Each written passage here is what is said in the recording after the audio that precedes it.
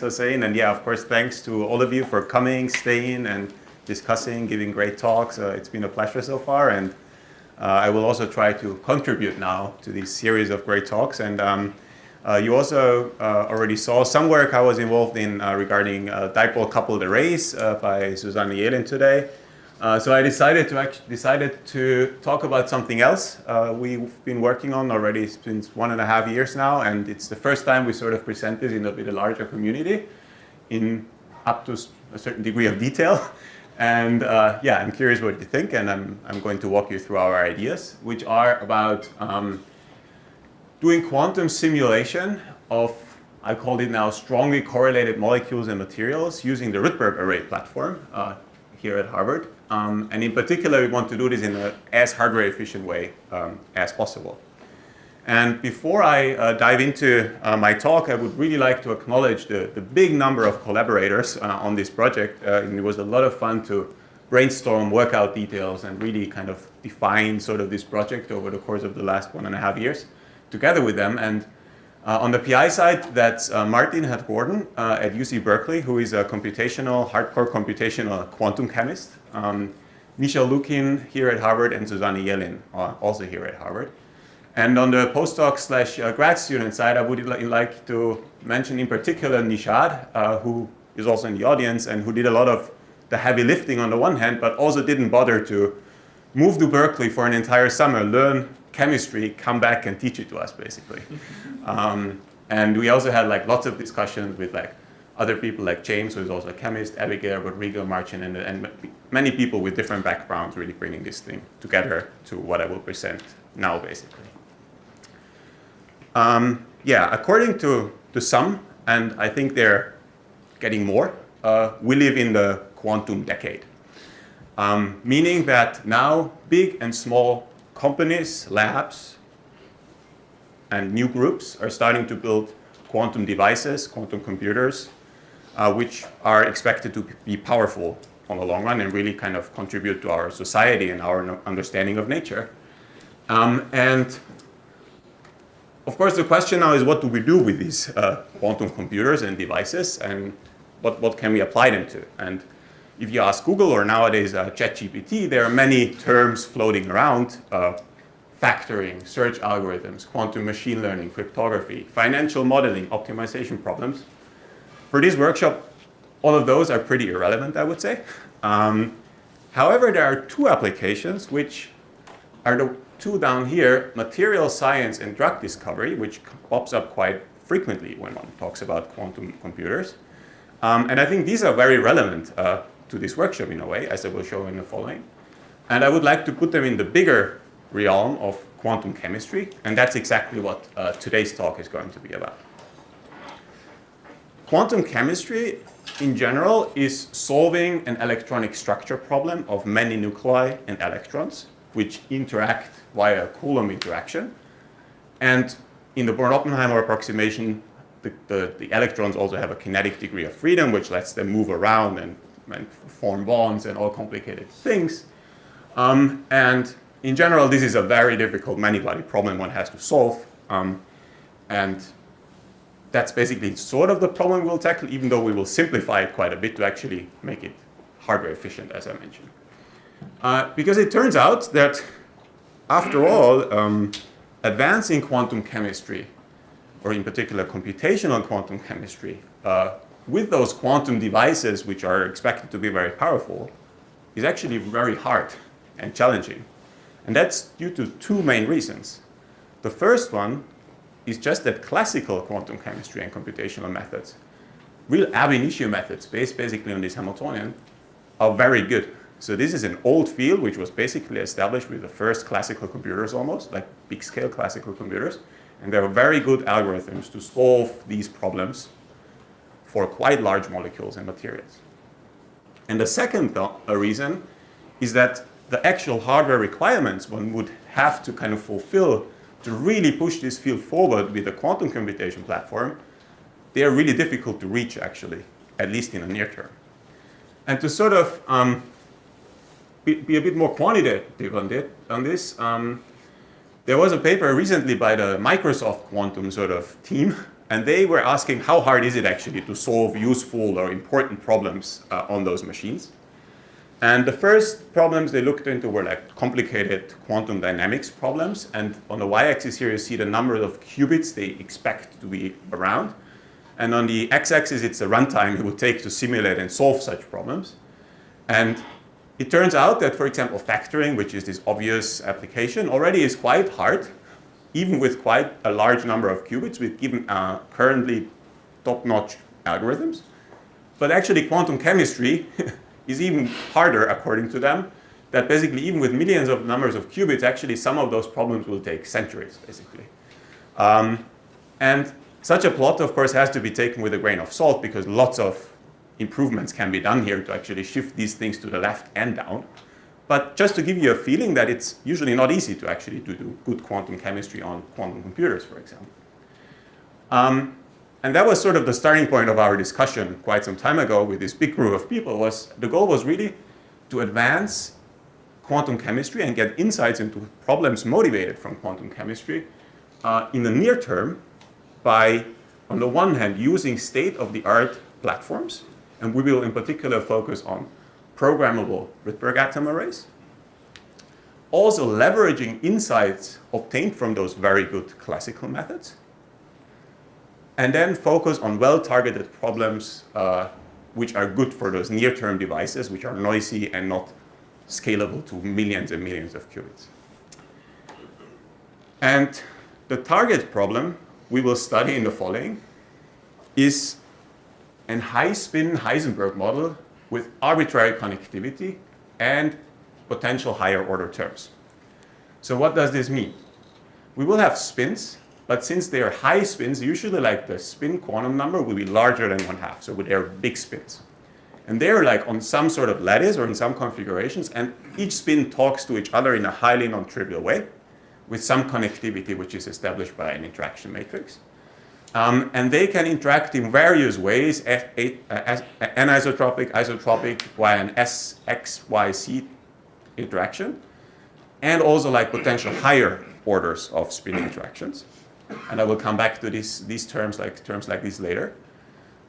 So actually in the very framework of this workshop, what we will do is we will use a long-range interacting platform, these Rydberg atoms, which talk to each other on a long range, to study and simulate an even more long-range model, like all-to-all in principle, or like complicated interacting many-body model on top of that. And as it turns out, actually such high-spin Heisenberg models, they are pretty good models for what the chemists call multi-radicals, which are basically molecules which have lots of free electrons moving around, which are not locked due to some bonding mechanism. If these electrons are localized due to some chemical constraints. And they're usually not that, well, difficult to solve because the Hilbert space scales very badly. But they're quite easy to obtain, like the interactions and the spin size, from ab initio quantum chemistry methods. And on top of that, they have a more natural mapping to the hardware we are considering in this problem. So now you could, of course, say, okay, good. So now we're at the Heisenberg model. We know the Heisenberg model. And how much quantum chemistry is left in there now? And why do we talk about quantum chemistry when we're solving this model? So for this, let me actually take a step back and explain this based on an example molecule, which is this molecule here, which is part of the so-called oxygen evolving complex, which provides electrons to photosynthesis in plants, basically, by splitting water into hydrogen, electrons, and oxygen. And this molecule has 4 manganese atoms, 1, 2, 3, 4, some oxygens, and 1 calcium atom. And if we now look at the periodic table, and localize manganese, we see that it's here in the middle, just next to iron of the transition metals in the periodic table. And if we take a closer look at the electron configuration of these manganese atoms, we see that it has 7 valence electrons, so 7 outer shell electrons. And what ab initio quantum chemistry methods now can do, they can calculate the bonding structure of such a molecule, and therefore also determine the so-called oxidation state of these manganese atoms.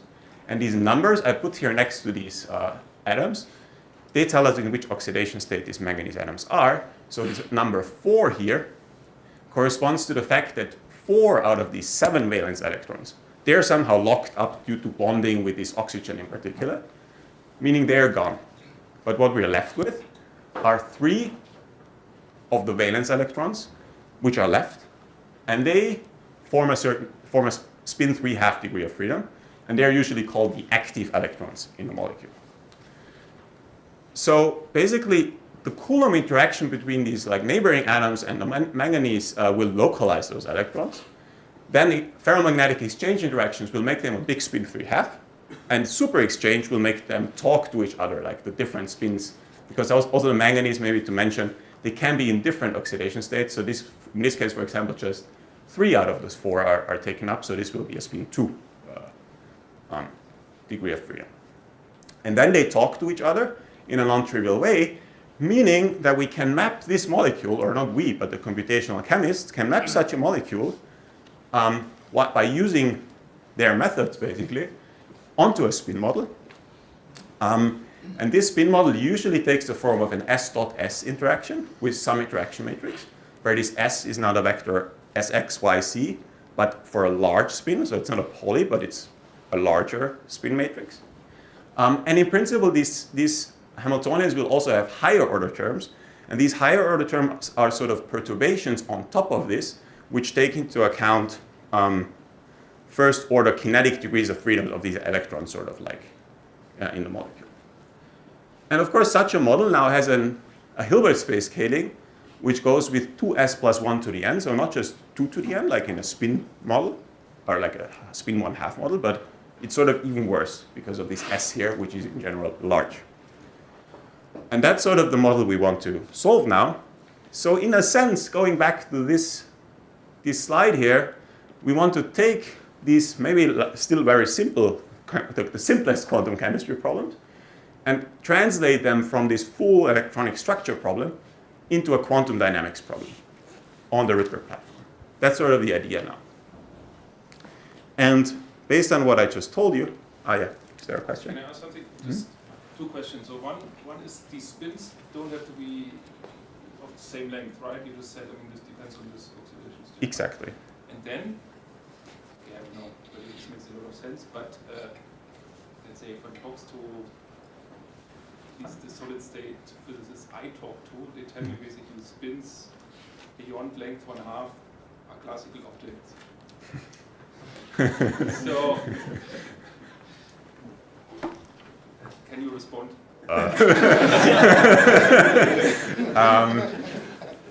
I can respond that if you solve these types of Heisenberg models, like you will couple to many spin sectors, and in principle they will be all correlated. Okay. So if you look at an entanglement entropy, it will not be for sure. Like this is like the ground states or states. It's usually not a classical state. Okay. So mean field does this. It's true. Actually, like there are like mean field approaches one can do here, and then but for like we are actually in particular. I mean, yes. The point is that we look into models where this Jij is in like some molecules, and that's what the strongly correlated matter in the title basically tells us, where they're exactly not classical. Maybe that's maybe the answer I can give right now. But it's true that actually, like, it's not trivial, like, why this is the case, but there are these molecules which are then hard to solve. Yeah, that's a good point. So, yes, exactly. So now what we need, yes? If you go back to this Hamiltonian, you said that this is Frank Nies and group, so they mapped the Hamiltonian for this molecule to this spin. Exactly. So this paper here actually takes exactly this one and does this step. Exactly, yeah. And can I ask why stop there? Why don't you have higher order terms if you have large spin? You don't have to stop there, but they, of course, like the contributions get smaller. But in principle, you can have any order. Yes, that's a good point. I mean, I just wrote down the first two, but in general, they're like any orders. And the more orders you include, the more less approximate your Hamiltonian sort of is. Exactly. So what we need now are, on the one hand, obviously, high spins beyond 1/2. We need to establish somehow arbitrary connection between those spins. And then once we have done all this, we also want to have an efficient readout mechanism to actually say something about these molecules or about these state models, which is useful for chemistry applications, for example. And as I will show you during the remainder of my talk, is that this first part we can actually solve by using Rydberg blockade in those systems. This part, the connectivity, we can actually solve by using atom moving, which is a technology which was developed recently on those Rydberg tweezer array platforms in an efficient way. And the last part with the readout, we can actually also realize by doing snapshot measurements, as it's usually done on those platforms, and then post-processing them on a classical computer again. So let's start with this first block, engineering a large spin. For this, we will take, for example, 3 Rydberg atoms in a tweezer array. So they will have this like 3-level structure here.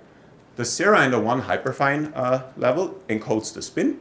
And then there is a Rydberg state which mediates interactions in a symmetric way among those atoms. And we assume that they're placed within this blockade radius where basically there's a strong nonlinearity, meaning that only one atom at a time can be excited. However, just doing this will not just make them automatically a spin 3/2. What we have to do is we have to restrict them to the symmetric spin subspace such that they actually act as one collective big spin. And this is something we can engineer by basically using a Hamiltonian which is s squared, because the lowest energy state of this Hamiltonian will be the spin n½ state, and any spin flip of one of those qubits here, individual qubits, will kind of increase the energy. So the low energy state is the good one, the one we want to have, the large collective spin, where this s here is this collective spin operator of the individual polys. But now the question is, how do we actually engineer such an Hamiltonian? And for this, we need to find what we call a multi-qubit gate, or like a global drive scheme, which actually realizes such an Hamiltonian. And to do this, we use techniques from optimal control, in particular this GRAPE technique, which stands for gradient ascent pulse engineering, which was originally developed for NMR schemes, but was also recently applied by Guido Popir and collaborators to actually engineer multi-qubit gates on such platforms. And now the mechanism there is basically that we have our atomic Hamiltonian, which has sort of 2 Rabi frequencies here, or 2 pulses, which global drives we can use, and they are time dependent. And on top of these kind of transitions, it also has this Rydberg interaction, strong nonlinearity. And if this one is really strong, that's sort of a dominating term. And everything boils down to optimizing this global drive such that we actually realize a target unitary which kind of realizes such a Hamiltonian evolution in this model. So the mechanism, you chop down your time into frames, and you optimize each time frame to actually end up with this target unitary. And it turns out this is actually possible with very large fidelities to actually realize this unitary. And even for large atom numbers, like 8 here, the pulses we get, they're not crazy. So they're like feasible on the experimental platform as well. And they get more and more crazy? They get more and more crazy, and there are like also many different ones with similar fidelities. I mean, it's not like this is one example. We're actually still actively investigating this a little more, but the more important fact here is they exist and the fidelity is good. That's maybe the claim here. The more important thing is that, yes, they exist, and if we look how the gate time, so the time such a pulse has to we have to shine it onto the atoms, scales with the number of qubits in one of those clusters, we see that it scales pretty much linear in the number of spins in one cluster, which is in very stark contrast to a 2-qubit trotterized decomposition of such a unitary, which one would have to implement if one would do this, for example, on a digital quantum computer, which blows up immediately and scales exponentially. And here I would like to mention that this non-exponential scaling with the system size is already the first hint that the hardware you use, this Rydberg platform, is kind of advantageous over other things because it just has this like nice interaction built in a natural way. We're not the very first ones thinking about quantum chemistry on quantum simulators or quantum processors in this like Heisenberg picture way. There's a recent paper by Garnet Chan, who is a quantum chemist at Caltech, And they tried to simulate actually very small, but still molecules with iron, for example, which also has these many active electrons, on the Google Sycamore processor. And if one actually takes a closer look at their paper, there is this one sentence where they say, although those metal atoms or ions have in principle large total spin, exactly due to the reason I just told you, they then finally further simplified the model to reduce the quantum resources necessary and just kept the non-trivial interactions into account, just exactly because of the fact that engineering large spins is very costly. So in a sense, we are able to do this first block, this high spin engineering. Can I ask? Yes. Cannot you use just reversing and operating the core, so where the interactions are all to all? If you do that and you drive, you get an S square minus S C square Hamiltonian that keep you alive. I agree, actually. Yeah, maybe that's an alternative way to get a less complicated gate, sort of, or pulse we need. Yes, because it's flat. Yeah, It's flat. that's true. That's a good. The key here, though, is that it's still using the blockade mechanism, so it's still robust to things like motional perturbations. That's true. Yeah, but I mean, also the flat tracing has the same thing. Yeah. Yeah. You also relies on the blockade. If you, like this comes with an all-to-all symmetry intrinsically. Yes. Mm-hmm. No, I mean, I agree that in principle, like, pressing could be an alternative. I mean, I guess it will not be that different after all. All we need is the interaction. Actually, the power law of the interaction is not that crucial, actually, here. Yes. but yeah, it's a good point. I mean, it's not what I'm presenting is not the only scheme, as I will also comment later. One could do these things, actually, yeah. So now we have these large spins. We engineered them in those clusters of spin 1/2s. Now we want to have them talk to each other and make them interact. So for this now, consider we have a tweezer array and we place these spin 1/2s in tweezers such that they're within a blockade radius in all those clusters. Now the first step we will do is we will use this intra-cluster gate we just realized or like showed that they exist for different numbers of qubits in a cluster and apply it. So now this will be a spin 3/2, spin 2, spin 1, and different spins. Now the idea is to use this atom moving, which is very efficient on those platforms, and reconfigure this entire array, and apply an intercluster gate, which now entangles basically these qubits in a way how we kind of want it, based on our interaction matrix. So these sigmas now are the like single qubit operators, and again we can use this great scheme to actually come up with a global drive sequence which does exactly such a Hamiltonian. Then we go back and reconfigure the entire system, and then we just repeat this process many, many times. And actually one can show, if one does this, like in a trotterized way, having these clusters, like the cluster pulses I just showed you on this like 3-level system, including with these 2 qubit interactions on average, to leading order, this realizes this target Hamiltonian like with a large spin now, given the given interaction matrix on average, for certain particular times in which each of those clusters, each of these pulses is basically applied. So this is nice. So we are actually able to realize this one. And actually you can do it better, because I told you there are these higher order terms which are relevant for quantum chemistry. Sorry, are you Yes. limited just to moving to neighbors? No. You can really move all around. In principle, exactly. The point is like this is a very high fidelity application. Actually, you don't lose a lot during this. So you can, for example, here you see like this one talks to this cluster. So this is a beyond nearest neighbor. And in principle, you could even move it here. So you can, I mean, this is one example we picked just for artistic reasons, I would say. But in principle, you can do many different things, yes. What's the typical time scale for doing that? Oh, now the time scale here is like it takes time. I don't know exactly, but it's like on the order of, it's not fast. So it's on the order of seconds, I guess, right? Microseconds? Okay, yeah. So yeah, I mean, it's not, actually we're not competing on times here, it's more about competing on Hilbert space size we can implement, maybe. That's maybe the point to put it. Yeah, but Yeah. on this planet, time rules. That's true, yes.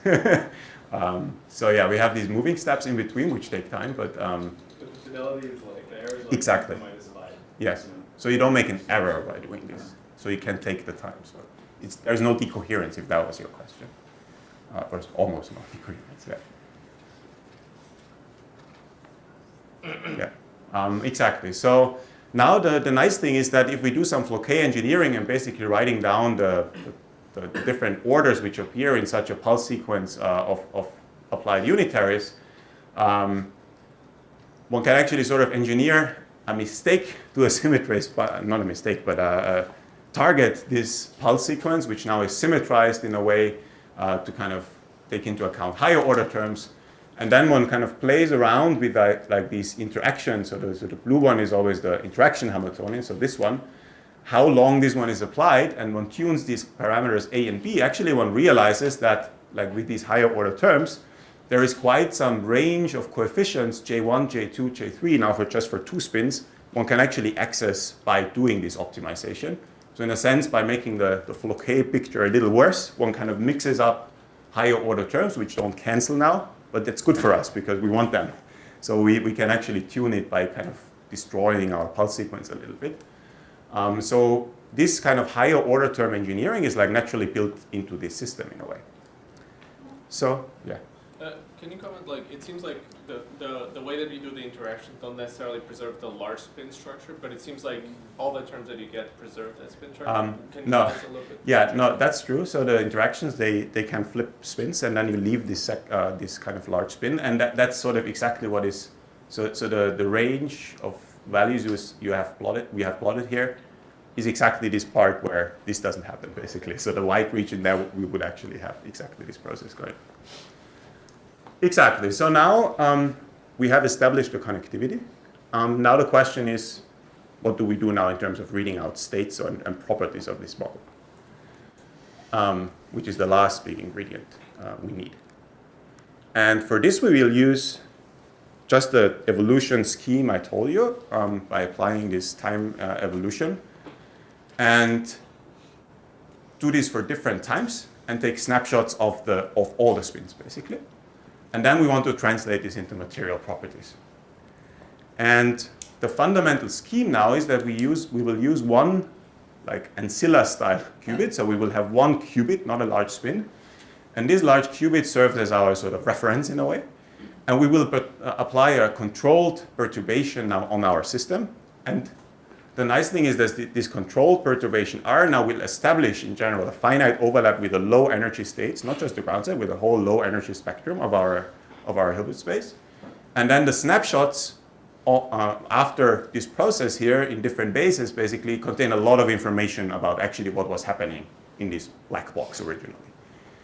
And the nice thing is that the Heisenberg Hamiltonian I just told you about is U1 symmetric. So this all up state, which is easy to prepare according to the experimentalists, is sort of always our reference energy. And the core of the protocol are then correlation functions, which is the main thing one extracts from snapshots by taking many and kind of establishing correlators. And by measuring the system always in the x basis and the ancillas in the x and y basis, what one figures out is that actually like those measurements just in the x basis give us exactly access to all sorts of correlation functions. And they can be determined for any polystring x then, where a tensor product of different polys. And since this is like a complete basis, basically in general, if we can gather all those correlations, we know everything what's going on here, because all the information about this time evolution after this perturbation was applied to the all-up state is actually encoded in those correlators. So the spectroscopy procedure then would be basically the following. We aggregate all those correlation functions for different operators O. We Fourier transform them, sum them up, and then average, and that's important, over many perturbations R here. And this, in principle, will give us a spectral density, basically. So the dashed lines here are the ED results one would get. And then after doing like a certain number of samples over different Rs, what one gets will be like peaks like this. And already looking at this picture, we see that there are colors, and it's not just like one global spectral density, because basically by putting projectors on top of these X polys here into this correlator, in a sense, one can project each spin sector down, each state down into the spin sector it lives in. So we get a kind of spin resolved density of states. But already we also see here that there are two main limitations for this system, which is that these peaks have a certain width. And this width, maybe that's like a little bit coming back to Andreas' discussion, they are like, the limit here is the coherence time in the system and how decoherence processes kick in. So they set out a resolution in the spectral space because they limit the time we can actually apply this sequence. And the second big limitation is that this R operator, it has to result in an overlap with low energy states. And that's not always necessarily the case, so we have to maybe sample too many of those R's to actually make it scalable.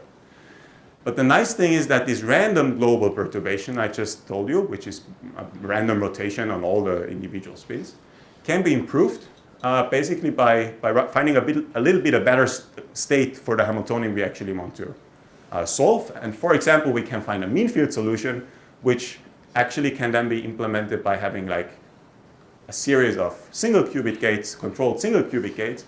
And if we want to like even go a bit further and want to kind of have a little bit of quantumness in our state, for example, one can have like a very low bond dimension MPS state we can get from the MRG, and there are like mechanisms to translate those into a series of controlled two qubit gates. And these gates are actually native, and as it was shown in a recent paper, on the platform available. So such schemes are not that hard in a sense, meaning that we can basically get a better R, which enhances the ground state overlap for reasonably chain lengths significantly compared to the random case. So the bond dimension 2 state is already up here, whereas the random is basically all the way down. So we need to sample way less perturbations to get much more information out, basically. That's the idea here. And the nice thing about this insight is also that the approach I just showed you can actually be combined with other state-of-the-art methods which are available. And the big trick we have is that we now can actually do full time evolution after we do approximate available methods here in the beginning. Let's now see how this actually like scales up to a little larger molecules. And for this, I would like to go back to the original OEC complex I showed in the very beginning. And this molecule is already big enough that the spectrum looks pretty messy, but still it's small enough that we can kind of do exact diagonalization on our laptop, meaning that these dashed lines, we know exactly what sort of energies the low energy sector has. And we see that this kind of total spectrum for, yeah. Do you do that by solving a spin model? Or? Yes, yeah. exactly. That's Okay. solving the spin model basically. And then we simulate this whole process I showed you for random R's and like collecting these correlators. And that's this black curve one then gets. And we see that this black curve has peaks in the right places, and it already captures kind of the spectrum quite well. However, the problem is like if we zoom into this low energy spectrum, our Fourier limit, let's say, in the spectral resolution is given by how wide those peaks are and how long we can simulate. But here, the fact that actually we have this projection onto the different energy sectors of states allows us actually to go to even resolve very tiny energy differences if the two neighboring states have different spin, basically. So that's another feature of this kind of spin-resolved spectroscopy. And the second thing the spin-resolved spectroscopy allows us to do is really like get to something the quantum chemists call the spin ladder, basically like out of the low energy spectrum, what sort of spin sector all those individual states live in.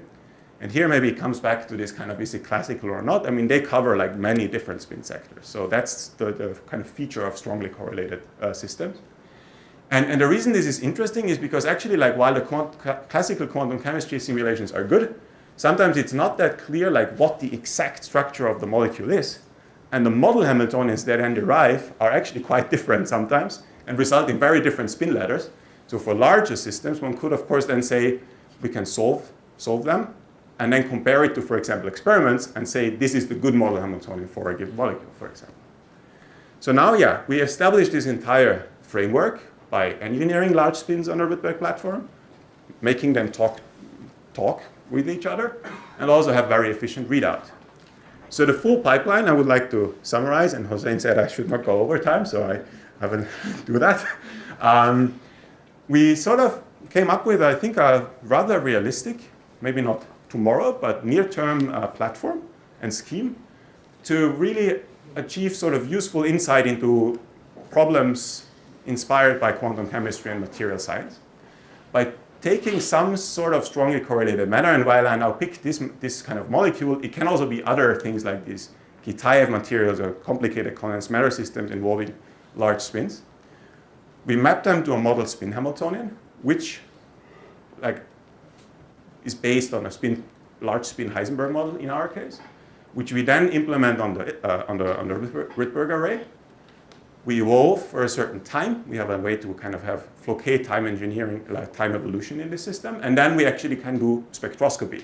So we are not only interested in the low energy states, now we are actually interested in the entire low energy spectrum, which is usually hard with other classical methods available, because they govern, for example, susceptibilities and things which are relevant for applications of chemistry. And this brings me to an outlook of this whole thing. So while this is now, I think, a first approach we took, and I think it looks promising, there are many open questions, and I think there are many avenues to cover. One of them is the question of scalability. I already told you there is this problem of sample complexity. How many R's do we need for a certain large system? So we want to optimize this perturbation R basically on the long run. Maybe there are alternative ways to actually prepare good initial states, like adiabatic state preparation. Maybe one can combine it with other approaches on a more digital side, like variational quantum eigencircuits.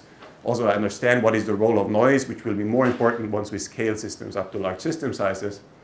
For the experimental part, the gates we get, they exist and they're not crazy, but I think one can actually, if one really sits down, optimize them more. And that's what we're actually doing a little bit at the moment. But also, like, coming back to this workshop, the thing is that while this platform was very native for us in a sense, I think there can be alternative platforms which can answer similar questions in a different way. I mean, cavities, we saw basically cavities can engineer interactions. Waveguides can do the same.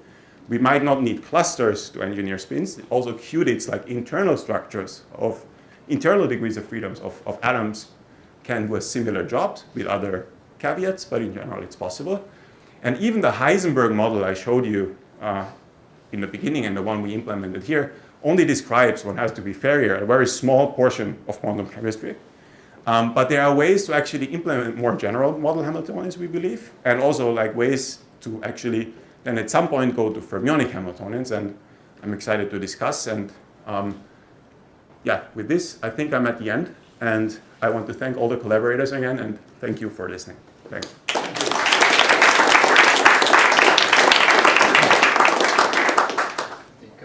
Stefan's management of time will get better as he organizes more conferences. It's time for a couple of questions. Valentin?